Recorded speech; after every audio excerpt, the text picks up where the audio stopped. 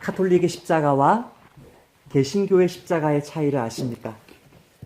사실 카톨릭의 십자가가 그런 모습이라고 해서 모든 카톨릭 교인들이 그렇게 왜곡된 신학을 가지고 있는 것은 아니나, 그러나 그 흐름, 그 주류, 그 신학은 분명히 그렇습니다.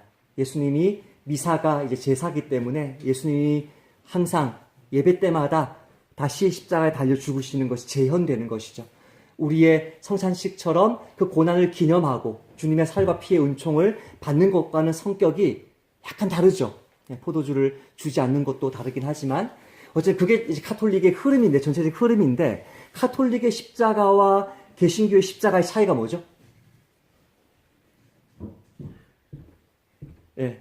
카톨릭의 십자가와 개신교의 십자가 차이가 뭐죠?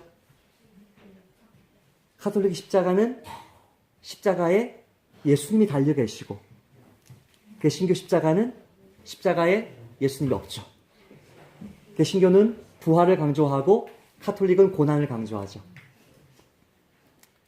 16세기 초 잔혹한 무력을 앞세워서 라틴 아메리카를 그렇게 학살하고 정복했던 스페인의 그 카톨릭 정복자들을 생각해 보십시오.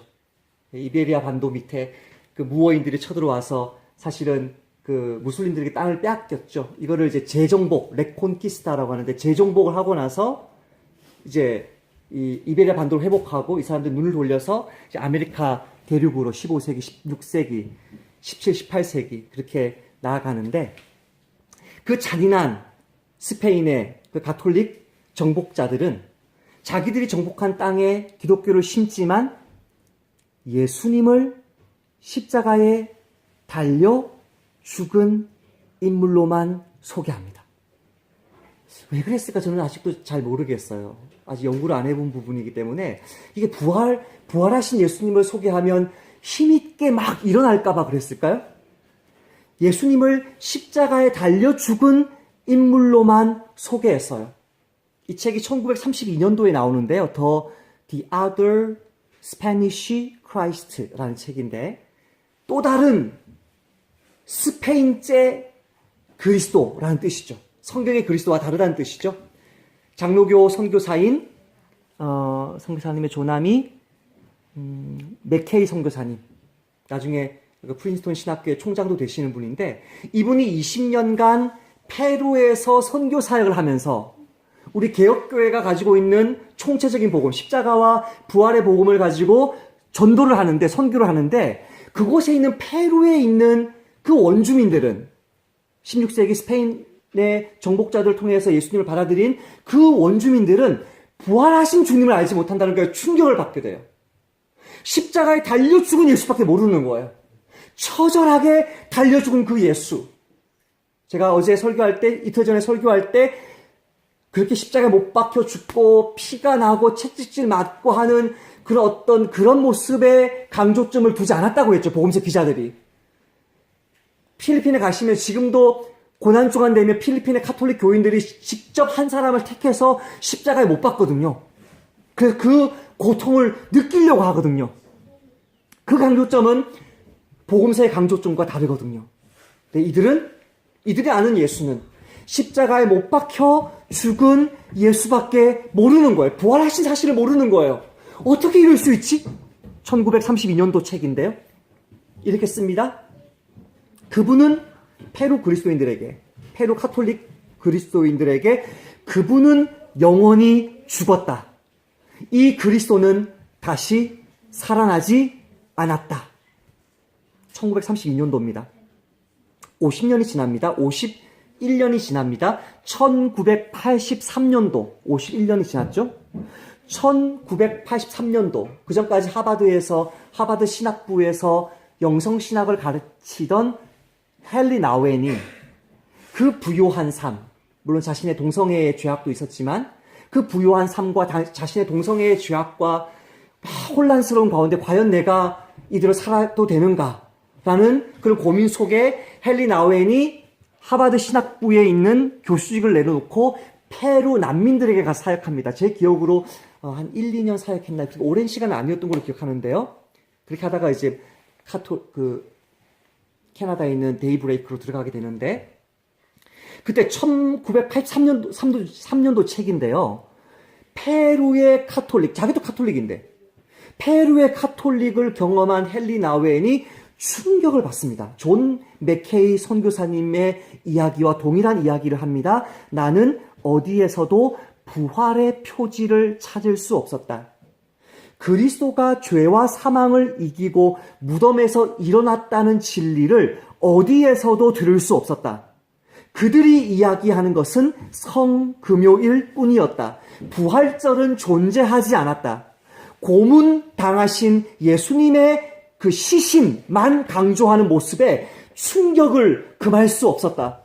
복음은 사람들을 자유케 하는 것인데 사람들을 위축시키는 공포스러운 이야기로 변질되어 있었다. 오늘날의 예수님의 순환을 묘사하는 영화나 오늘날의 카톨릭 지역에서 예수님의 순환을 기념하는 곳에서도 볼 수 있는 그 모습이 스페인의 정복자들이 왜곡된 복음으로 남미의 복음을 전해준, 십자가만 전해준 결과인 것을 50년 간격으로 장로교 선교사와 예수회 선교사가 이야기하는 것을 봅니다. 따라서 합시다. 부활신앙이 없는 기독교는 기독교가 아니다. 부활이 없는 복음은 복음이 아니다. 그렇습니다. 부활 사건으로 끝나지 않는 복음서는 복음서가 아닙니다. 마태, 마가, 누가, 요한 전부 다 부활 사건으로 끝나기 때문에 그 부활 사건을 통해서 다시 뒤돌아보니까 예수님의 십자가 죽음은 자기의 고난 때문에, 자기의 죄 때문에, 자기의 형벌 때문에 죽은 게 아니라 하나님이 예수가 의롭다고 인정하셨다면 그분의 십자가는 그분의 죄 때문이 아니라 우리의 죄 때문이라는 새로운 시각을 제자들이 가지게 된 것입니다. 그러면 오늘 본문은 너무나 중요합니다. 오늘 본문의 메시지는 간단합니다. 따라서 합시다. 그가 살아나셨다. 예수님이 부활하셨습니다. 이거는 서양 사람들은 이렇게 인사를 하나 봐요. 뭐라고 인사해? 해피 이스터 그래요? 인사를 하던데요. 끼야마딸 사이다. 아랍어로 사이다가 명절이고 끼야마가 부활인데 부활의 명절입니다. 이렇게 인사를 해요. 옆에 인사합시다. 예수님 부활하셨습니다. 네, 다시 인사합니다. 축하드립니다. 네, 축하드립니다. 네, 예수님 부활하신 게 우리에게 얼마나 큰 복이고 얼마나 큰 은혜고 얼마나 기쁘게 인사해야 될 내용인지요. 본문의 메시지가 그것입니다. 예수님은 살아나셨다는 것입니다. 이 이야기를 하려고 이렇게 긴 본문을 가지고 아니 안 살아났어, 아니야 살아났어, 안 살아났어, 살아났어. 그것을 변증하는 이야기입니다. 그렇다면 어떻게 예수님이 살아나셨다는 이 메시지를 우리는 믿을 수 있을까요? 매년마다 고난주간을 지키듯이 매년마다 부활절을 지키면서 선포하고 또 선포해도 식상하지 아니한 이야기가 되는 것일까요? 예수님이 살아나신 그 증거의 첫 번째 증인들은 여성들입니다. 지금은 우리 여성들이 아름답게 그렇게 꽃 피우고 열매 맺은 그런 시대 속에 살고 있지만 이 당시에는 여성들은 이류 시민이었습니다. 법정에서 이분들의 증언을 받지 않았습니다. 본문을 자세히 보시면 여성들은 예수님의 시신을 따라서 계속 이동하고 있지만 그 시신을 묻고 싸고 하는 남성들은 그 여성들에게 신경을 안 쓴다는 느낌을 받게 될 것입니다. 여성들이 증인입니다.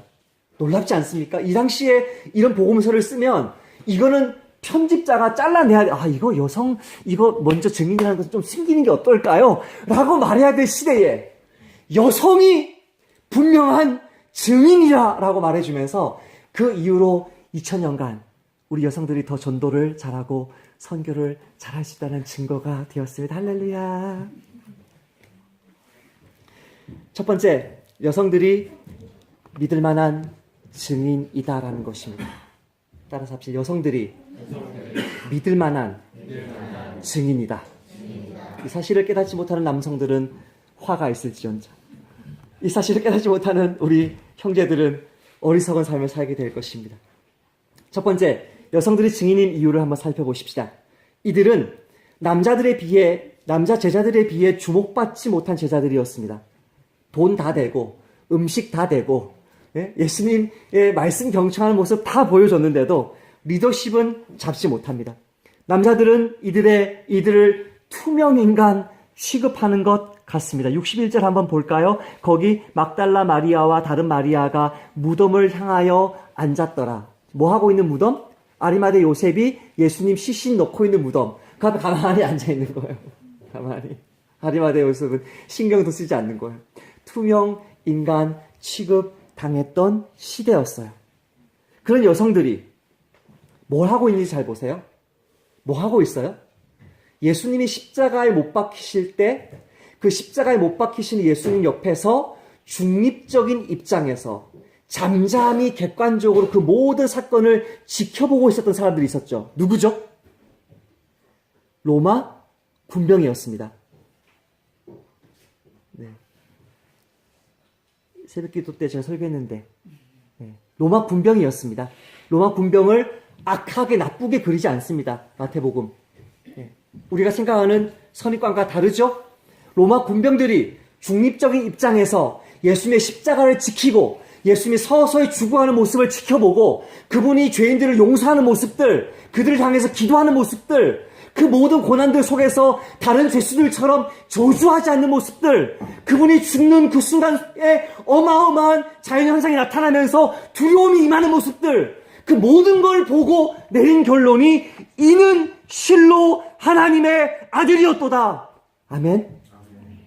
그 역할을 부활 사건 때 누가 맡고 있냐는 거예요. 그 역할을. 여성들이 그 역할 맡고 있어요. 55절 첫 번째 절 한번 읽어볼까요? 시작.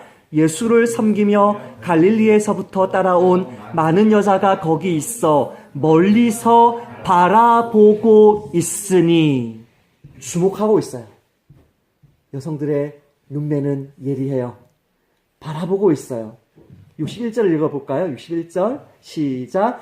거기 막달라 마리아와 다른 마리아가 무덤을 향하여 앉았더라. 이 단어 어떤 단어였어요? 군병들이 십자가 밑에 앉았다고 했을 때 그 단어죠. 앉았어요. 차분하게 돌아다닌 거 아니에요. 다른 뭐 잡담한 거 아니에요. 집중해서 관찰하고 예수님 시신 내릴 때까지 그 자리에 지키다가 시신 내려오니까 그거 따라가고 피에타라는 그 상 있잖아요. 성모 마리아가 이렇게 예수님이 이렇게 누워있는 그 상처럼 되어 있는 장면은 사실은 존재하기가 어려웠습니다. 예수 시신에 손대지 못했습니다. 그죠? 아리마대 요셉이 다 내려가지고 데려가는 거 뒤에 졸졸졸졸 따라가는 거죠. 근데 그 무덤에 들어가는 것을 앉아서 지켜보고 있습니다. 막달라 마리아와 또 다른 마리아. 예수님 십자가 달리는 거 보고 있죠? 십자가 내려서 데려가는 거 보고 있죠? 무덤에 묻히는 거 보고 있죠? 부활한 거 보고 있죠? 같은 여인이 최소한 2명이 복수의 증인이 그들을 따라가고 예수님의 죽음과 매장을 면밀히 관찰하고 있습니다.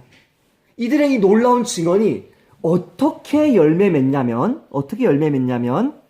10절과 16절인데 28장 10절과 16절 10절 읽어볼게요. 이에 예수께서 이르시되 무서워하지 말라. 가서 내 형제들에게 갈릴리로 가라 하라. 거기서 나를 보리라 하시니라. 그 다음에 어떻게 이어지죠? 16절에 열한 제자가 갈릴리에 가서 예수께서 지시하신 산에 이르러 예수를 배웠고 경배하나. 아직도 의심하는 사람들이 있더라. 11명의 제자들 불러 모으고 그들을 다시 회복시키고 예수의 공동체로 일으키는 역할을 누가 해요? 여성들이 합니다. 혹시 남성도 기분 나쁘세요? 왜 다 고개를 숙이고 있는 거죠? 네. 어마어마한 진리입니다. 이 패러다임이 바뀌지 않으면 결혼 생활이 굉장히 어려울 것입니다, 여러분. 죄송합니다. 네. 진지한 모드 다시 돌아가겠습니다. 저희 모교회 이야기입니다.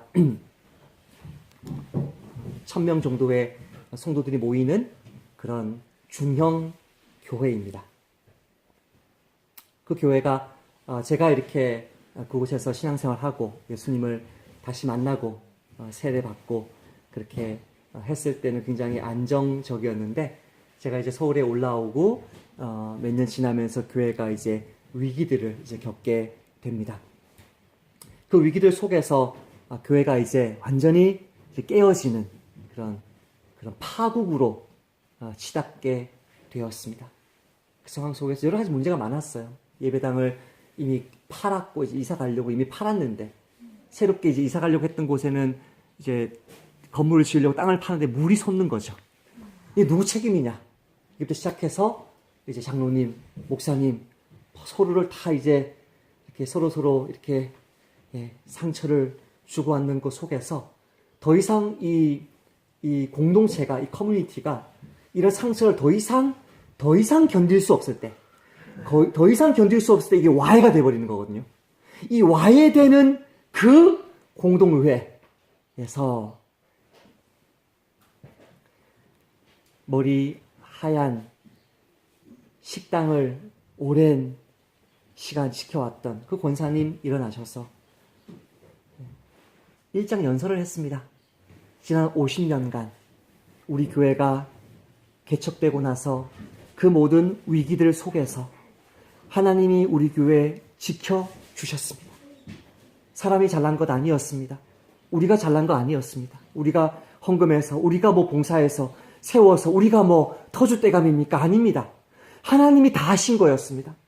이 위기도 하나님이 지켜주시고 인내하면서 하나 되면서 나가야 됩니다. 돌파해야 됩니다. 그 아주머니가, 권사님 한 분이 일어나가지고 그 한마디 하니까요, 숨죽이고 있었고 책임 안 지려고 서로 하고 있었던 모든 남성들, 장로들, 담임 목사님, 그분들은 그냥 마음이 다 녹아버린 거예요. 그래서 제 모교회가 아직도 멋있고 아름답게 서 있습니다. 이게 여성의 증언의 힘입니다. 여성의 힘. 사회적으로, 육체적으로, 관계적으로 힘이 없는 것 같죠. 그러나 묵묵히 그 시간에 설거지하며 음식 만들며 오랜 시간 가정과 교회를 지켜온 그 여성의 증언 한마디로 지금도 교회가 다시 일어납니다. 여성들의 증언이 힘이 없다고요? 아니요. 얼마나 힘이 있어요. 나 고기 잡을래. 나 이제 끝이야. 다 도망가던 제자들을 불러 모아서 주님의 몸된 교회를 세워내는 어마어마한 힘을 가진 여성들의 증언이 예수의 부활을 증언한다면 그것 믿을 수 있는 것 아니겠습니까? 두 번째로 여성들의 증언과 반대되는 증언이 등장합니다. 이 사람들은 대제사장들과 바리새인입니다. 이 대제사장들과 바리새인은 신학 박사고 공부 많이 하는 사람이고 목회자고 정치인이고 국회의원이고 어마어마한 언권을, 오피니언 리더급의 그런 언권을 가지고 있으나 이 사람들의 증언은 거짓 증언임이 본문에서 드러납니다. 첫 번째로 어디를 보시냐면 62절을 볼까요? 62절 한번 읽어보십시다. 62절만 시작. 그 이튿날은 준비일 다음 날이라 대제사장들과 바리새인들이 함께 빌라도에게 모여 이르되, 준비일은 뭘 준비한다는 거예요? 안식일을 준비한다는 거예요. 그럼 준비일 다음 날은 뭐예요? 안식일이에요. 안식일에 이분들이 지금 안식합니까? 노동합니까? 목사님 율법적으로 살지 말아야죠. 아니요. 이 사람들의 입장에서, 이 사람 시대에 이게 얼마나 엄청난 죄인지 아십니까? 안식일에 대제사장이, 서기관들이, 바리새인들이 제사 안 지내고 말씀 안 가르치고 예배 안 하고 모여가지고 회의하고 찾아가서 압력을 행사한다? 청와대 가서? 이것은 안식일 율법을 어긴 것입니다. 막달라 마리아와 또 다른 마리아는 그렇게 하지 않습니다. 안식일은 철저하게 안식합니다. 토요일 날에. 그리고 안식일 끝나자마자, 일어나자마자 새벽같이 안식일 다음날, 주일날 쫓아오는 것입니다.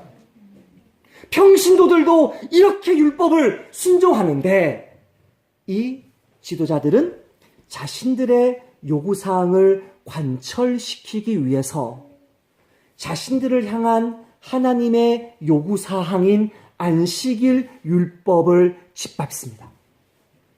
여러분 친구들 중에 하나님 말씀 쉽게 거역하는 사람이 있습니까?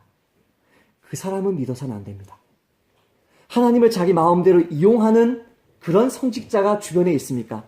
그 사람은 믿어서는 안 됩니다. 하나님 말씀 거역하는데 사람 말 거역하는 것은 우스운 거죠. 이런 사람의 말씀은, 이런 사람의 증언은 믿을 수 없습니다. 대제사장들과 서기관들의 증언, 믿을 수 없는 증언입니다. 또 이들이 얼마나 위선을 행하는지 한번 볼까요? 이들이 예수님을 향해서 뭐라고 표현하냐면 사기꾼이라고 예수님을 표현합니다. 63절에 같이 읽어볼까요? 시작. 주여, 저 속이던 자가 살아있을 때에 말하되 내가 사흘 후에 다시 살아나리라 한 것을 우리가 기억하노니. 예수를 뭐라고 부르고 있죠? 저 속이던 자. 예수님이 사기꾼이라는 건데요. 예수님 거짓말하는 것 여러분 보셨습니까? 예수님을 아무리 책 잡으려고 해도 책 잡을 수가 없었습니다. 책 잡을 수 있는 것은 무엇이었냐면 예수님이 진리를 말했는데 그 진리가 너무 어마어마한 거여서 도저히 이들이 이해할 수 없는 진리를 전부 다 거짓말로 그렇게 폄하했습니다. 64절에도 나오죠? 그가 죽은 자 가운데 살아났다 하면 후에 속임이 전보다 클까 하나이다.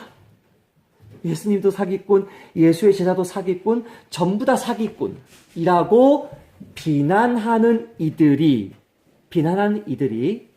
어떻게 지금 하고 있죠? 28장 12절에 그들이 장로들과 함께 모여 의논하고 군인들에게 돈을 많이 주며 이르되. 사기를 쳐서 경찰에게 걸려도요, 돈을 주고 사기친 것과 그냥 말로 한 것은 죗값이 다른 거 아십니까? 돈으로 사람을 매수해서 사기를 칩니다. 야, 너희들 잤다 그래. 얘네들 잔 거 아니거든요. 로마 군병들 잔 거 아니에요, 여러분. 로마 군병들이 얼마나 싸움도 잘하고 얼마나 탁월한데요. 얘네들 자애들이 아니에요. 근데 너희들 잤다 그래. 그래야지 거짓말이 성립되니까. 잤다 그래. 우리 자면 목이 날아가는데요. 좋아. 목 날아가냐? 그럼 14절에 만일 이 말이 총독에게 들리면 우리가 권하여 너희로 근심하지 않게 하리라. 말을 굉장히 부드럽게 했지만 무슨 말이냐면 빌라도도 알아서 돈을 내가 먹일게. 이렇게 그 백과에서 빌라도를 쳐보시면 빌라도가 얼마나 야비한 사람이고 얼마나 잔인한 사람인지가 나올 것입니다. 빌라도가 총독에서 잘린 이유도 그의 강포함 때문에 로마 황제가 자릅니다. 나중에 빌라도처럼 약은 사람이 없습니다. 빌라도 역시 내가 돈 먹일게. 걱정하지 마. 거짓말을 낳고 매수가 매수를 낳는 이런 사기꾼들의 말을 어떻게 믿을 수 있습니까? 자기들이 사기치면서 예수님에게 사기친다고 말하는 위선자들이 아닙니까? 마지막으로 돈으로 남을 바꾸고 돈으로 남의 마음을 움직일 수 있다고 생각하는 사람들의 공통점이 뭔지 아세요? 그 사람도 돈으로 넘길 수 있어요. 오늘 형제 아멘? 네. 세상 살아봤잖아요. 뇌물을 이렇게 해가지고 일을 시키는 사람은요, 자기도 그 뇌물을 받는 사람이에요. 이게 이해가 안 되시길 축복합니다. 뇌물을 받지 못지 않으셨기 때문에 이해가 안 되시면 좋겠는데요. 예, 이 사람들이 자체가 어떤 사람들이에요? 탐하는 자, 곧 우상 숭배자예요. 율법을 어기는 자요. 하나님을 업신여기는 자요. 위선자요. 탐하는 자의 증언을 믿을 수 있겠습니까? 아니요.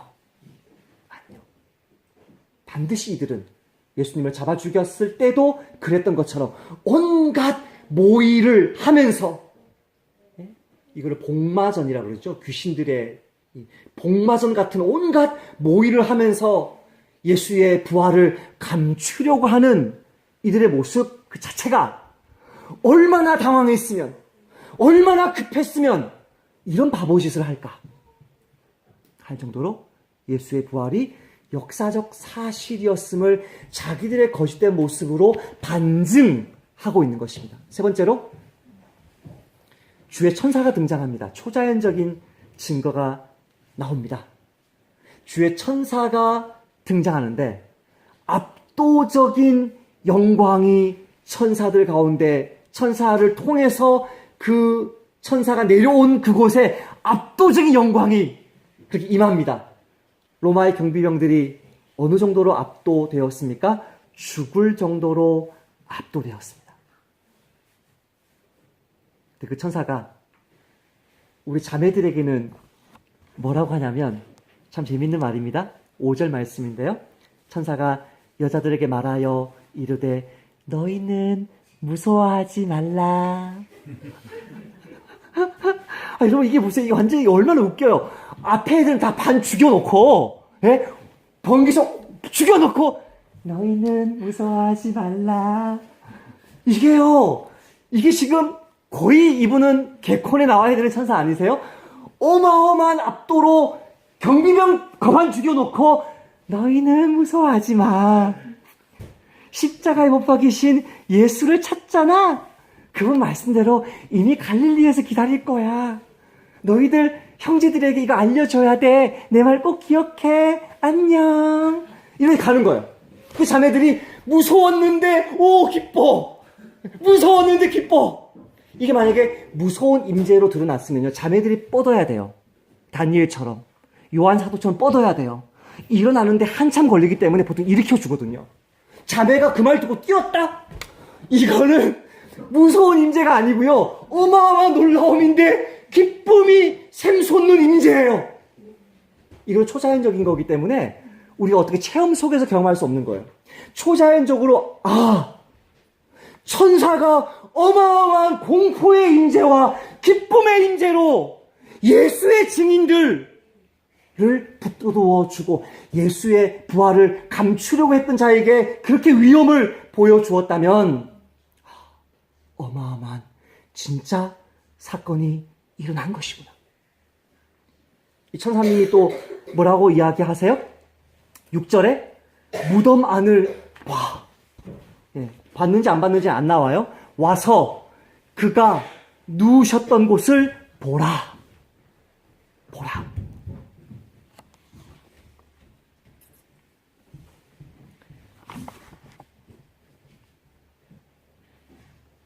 보라, 내가 너희에게 일렀느니라. 가장 강력한 증거, 네 번째 증거입니다. 예수님의 능력과 성품이 예수의 부활의 가장 확실한 증거입니다. 이해가 안 되시겠지만 따라서 하십시다. 예수님은 천사의 도움 없이 스스로 일어나셨다. 잘 생각해 보세요. 천사가 돌을 굴려준 게 예수님 나오라고 돌 굴려준 건가요?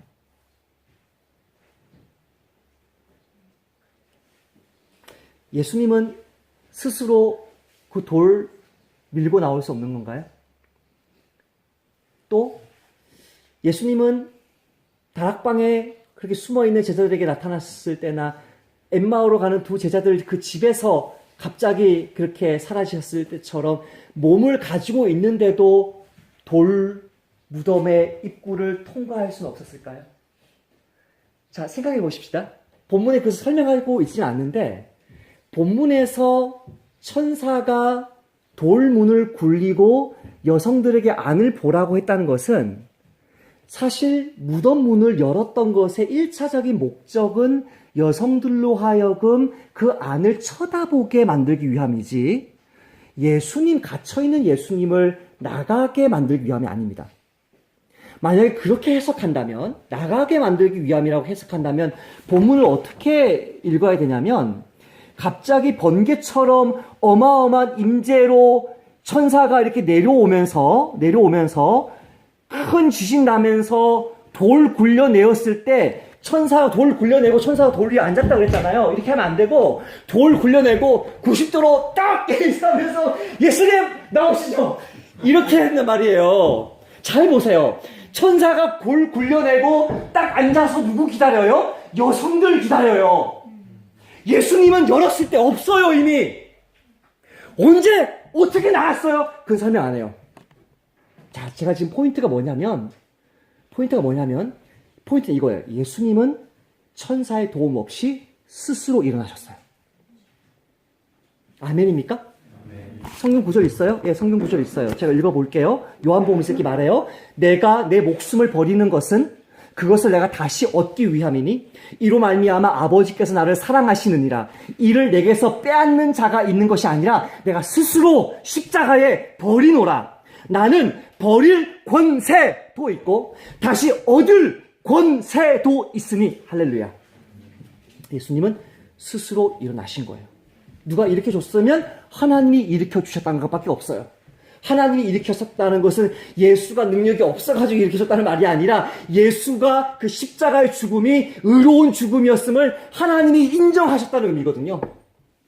예수님은 스스로 당신의 능력으로 일어나셔서 그 죽기 전의 모습과 동일한 성품을 보여주는데 어떤 성품이냐면 28장 10절에 이에 예수께서 이르시되 무서워하지 말라. 가서 내 형제들에게, 내 제자들에게가 아니고 내 종들에게가 아니고 내 형제들에게 갈릴리로 가게 하라. 거기서 나를 보리라 하시니라.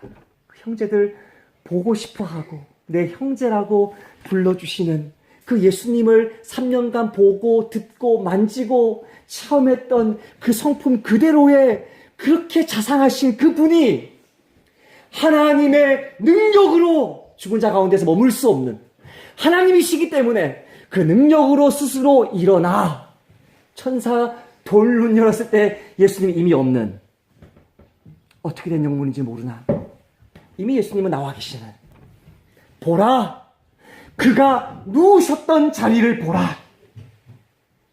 그분의 하나님의 능력이 스스로 버리고 스스로 다시 얻을 권세가 있는 예수님의 성품이 능력이 부활의 가장 확실한 증거인 줄 믿습니다.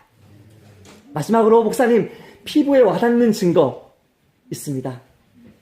지금 내가 예수님 믿는 제자로 살고 있는 것 이것이 예수님의 부활의 증거입니다. 그렇게 약하고 그렇게 연약한 그런 교회가 땅끝까지 복음 전하라고요? 아버지와 아들과 성령의 이름으로 세례 주라고요? 내가 너희들에게 분부한 모든 것 다 가르쳐 지키게 하라고요? 그 겁쟁이들을, 그 무식한 사람들을, 그 무능한 사람들을 어마어마하게 열방에 복음 전하게 하라고요? 뭐라고 얘기해요? 하늘과 땅의 모든 권세를 내게 주셨으니 다니엘서에서는 그가 받을 것이다, 주실 것이다 라고 얘기했다면 이제는 주셨으니 그러므로 너희는 가서 아버지와 아들과 성령의 이름으로 세례주고 내가 분명 모든 것을 가르쳐 지키게 해라. 내가 세상 끝날까지 너희와 항상 함께 있으리라.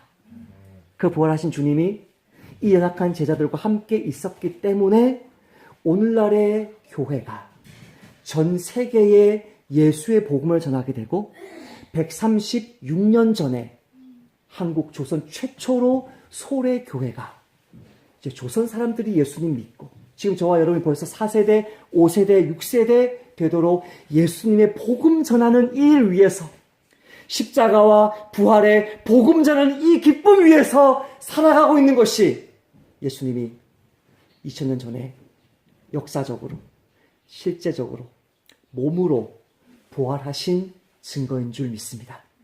그러므로 우리 삶 속에 어떤 고난과 아픔이 있을지라도 어떤 연약함, 가난함, 무식함, 육신의 질병, 아픔 있을지라도 그 하늘과 땅의 모든 권세 가지신 예수님이 나와 함께 하신다고 약속하셨기 때문에 이 한 주를 올 한 해를 예수님의 부활 생명으로 그 기쁨과 힘으로 예수 십자가의 복음을 전하시는 저와 여러분 되시기를 주님의 이름으로 축복합니다.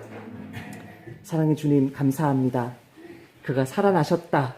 그가 일어나셨다.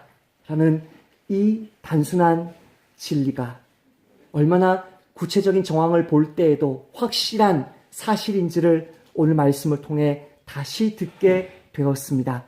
주 하나님, 내가 연약하다고 해서, 내가 어리석다고 해서, 내가 여성이라고 해서, 내가 아이라고 해서, 내가 고난 가운데 있다고 해서 내가 주님 증언하지 못한다는 그런 거짓말에 속지 않게 도와주시고, 예수님의 부활 생명으로 일어나서 주님이 하늘과 땅의 모든 권세를 가지신 그 주님이 나와 함께 해주셔서 능히 주님 이 고난 돌파하겠습니다.